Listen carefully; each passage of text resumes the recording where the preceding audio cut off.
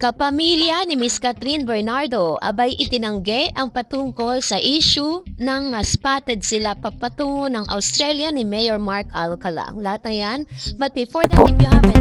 Mainit na pinag-uusapan ngayon sa social media matapos kumalat ang ilang larawan ni Catherine Bernardo at nalilink sa kanyang si Mayor Lucena City Mayor Mark Alcala habang nasa airport. Batay sa ulat ng Fashion Police, hinihinalang si Catherine ang babaeng nakasuot ng itim na face mask at eyewear sa airport na umano'y patungong Australia. Nagkataon din na ispatan din umano sa airport si Mayor Mark na nakasuot din ng itim na face mask. Pero pagtatanggol naman daw ng isang malapit na pamilya ni Catherine, fake news daw yan dahil magkaibang photos daw iyon na tila pinagdikit lang. Matatanda ang kamakailan lamang ay naging sentro rin ng usapan si Catherine matapos ang kanyang breakup kay Daniel Padilla noong 2023. Mula noon ay naging mailap na siya sa pagbabahagi ng personal na detalye tungkol sa kanyang love life at mas pinili ang tahimik at pagpo-focus sa kanyang career at mga endorsement. Nalink pa nga siya sa kanyang katambal na nakapuso star Alden Richards nang gawin nila ang sequel ng Hello Love Goodbye na Hello Love Again. Subalit tila hindi rin umusbong ang romantic relationship kung ano man ang inuudyok ng Katden fans sa kanila.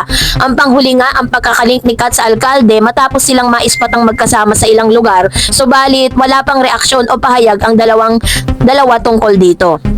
Sa kabila ng mga haka-haka, may ilan ding mga netizen ang nananawagan ng respeto sa privacy ng dalawa kung sakali mang totoong lumalabas sila, pareho naman daw kasi silang single. Gayunpaman, hindi pa rin mapigilan ang pag-usbong ng espekulasyon lalo't patuloy ang pagkalat ng mga larawan online. Habang wala pang kumpirmasyon mula sa mga sangkot, nananatili itong isang malaking chika na hinuhulaan pa ng publiko kung totoo o hindi. Sa pagkatapos lumabas sa mga balitang ito, meron pong kapamilya ni Miss Catherine Bernardo na nagtanggol dito kay Miss Catherine.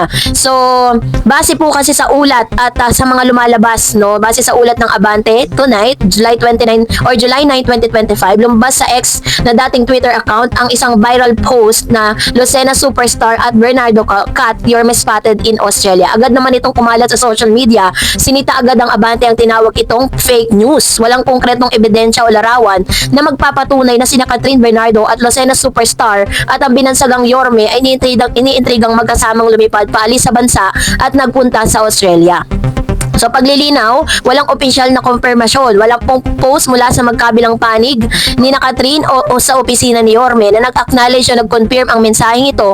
Kung darating man ang ganitong klase ng viral claim, una dapat tignan kung may official statement, airplane tickets o viral na larawan o video na kapani-paniwala. Wala rin daw larawan or walang kwenta. Sa social media, mahirap paniwalaan ng text-only claims na nagsabing spotted sa Australia nang walang ebidensyang visual, walang check-in sa airport, walang paparazzi shot at walang ebidensyang nag-upload mismo ng kinakasangkutan. So madalas, mechanics ng viral rumors na ito, madalas ginagamit ang pangalan ng sikat sa personalidad para mabilis kumalat ang clicks, pag-attract ng engagement, shock factor or puro chismis. Pero karamihan kapag sinisiyasat ng mabuti, hindi mahanap ang pinagmulan ng balita. Pero base po dun sa source, ito po ay nanggaling mismo sa isang OFW na nasa airport that time. Pero kapag po pinuntahan nyo po yung kanyang TikTok account, tila baga ito po ay burado na. Para sa mga ang tanong kasi ng marami, ano daw ba talaga ang malaking hadlang or malaking factor kung bakit hanggang ngayon ay mas pinipili po nila na ilihim sa publiko? Well, in fact, sabi nga ng mga netizen, kung totoo talagang meron silang relasyon, parehas naman silang single. Wala naman po silang tinatapakang tao. Pero, maaaring meron po silang nais na patunayan pa at maaaring marami pa po silang kailangan or gustong meron silang peg na gusto nilang ipakita sa publiko, katulad ng ilang mga sinasabi na parang isa sa mga biggest reason dahil sinasabi po nila na pinapangalagaan daw di umano nitong si Mayor Mark Alcala ang karir ni Miss Catherine. So parang ipinagpapalagay niya na kapag kumalat na talagang magkarelasyon sila, maaaring makasira ba yan sa reputasyon or sa kasikatan ni Miss Catherine? So nobody knows, hindi natin alam at wala tayong idea kung ano ba talagang nilalaman ng kanilang mga puso. Kaya naman, let's wait for another confirmation kung totoo ba talaga itong mga balitang ito. At ngayon, mag-react tayo sa mga comments and reaction po ninyo patungkol sa ating latest update. Sabi ni Miss Raquel, kung kilala nyo talaga si Alden, hindi talaga nagpapakita si Alden o ipapakilala yung babaeng mahal niya. Knowing Alden, malupit magtago yan. Basta ako panatag ako kay Alden, kung sino man yung girl. Alden, support kami all the way, a man with a golden heart. Go Alden, go Catherine. Showbiz is showbiz, tama? Huwag maniniwala sa mga putyo-putyo at gawa-gawang mga kwento. Hindi naman talaga love team sina Alden at Catherine. Tapos na sila sa love team era. Galing na sa stock na sila dyan ng matagal. Hindi na sila dapat sa mga pabebeng ganap. Kailangan ni Catherine ng Alden mag-upgrade as an actor and actresses, which is very true, diba? Talaga namang wala na po sila dun sa era nila na kailangan nilang magpa-sweet, kailangan nilang talagang ipakita sa publiko that they are love teams, diba? Sabi ni Miss Tessie Vargas, please, ang ganda ni Kat at mas bata ang kasama niya. Okay lang yan, Kat. Your aura is brighter. Sabi ni Miss Jobelyn, bakit hindi na lang po aminin na sila na? Ayan, totoo naman, diba? Yun kasi inaantay natin sa mga pangyayaring ito. Sabi ni Miss G's Fun, wag nang intrigahin pa, nagdedmahan, Alden and Catherine, they have to move on after HLA. Matatanda na sila and love team ay para lamang sa mga teen star. Dapat ay makabuluhang project ang gawin nila. Hindi yung pagpapakilig lang sa mga fans. Ganyan ang ginagawa ni Alden. Hayaan natin si Catherine na tahakin na ang next chapter sa career niya.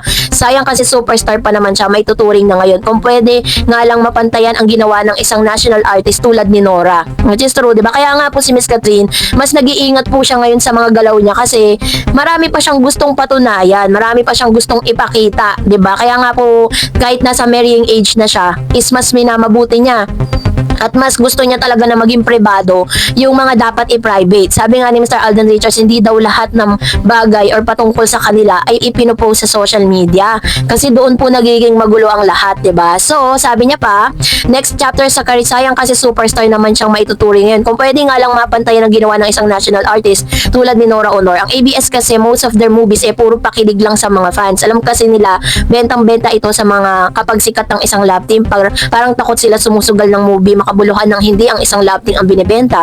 Ang GMA gumagawa ng makabuluhang pelikula at least once a year na sinasali sa MMFF at humahakot ng awards tulad ni Firefly at Green Bones. Noong mga nakaraang taon, matagal na Elsie Rizal at Muro Ami. Actually po, yun po yung ilan sa mga premyadong movie talaga na pinanood ng napakaraming Pilipino kasi ano siya, historical talaga siya and nagaganap siya sa totoong buhay, no? Yun po yata yung mga hinahanap ngayon ng mga moviegoers. Parang sawa na rin talaga sa mga pa-sweet at mga pa-love team. 'Di ba? Hindi lahat ng magka-love team ay nagkakatuluyan sa totoong buhay, alam nyo yan. Marami ang kinasal pa, pero ang ending naghiwalay din. Very true naman, 'di ba? So, wala tayong wala tayong question dyan kasi we do not know, no, kung anong pwede mangyari bukas or whatever. So, yun po yung ating pong mga dapat tandaan. And sabi pa ni Miss Flower, soon, bahala na sila. Angkat din, kung hindi man sila ang magkatuluyan, basta masaya sila palagi sa isa't isa.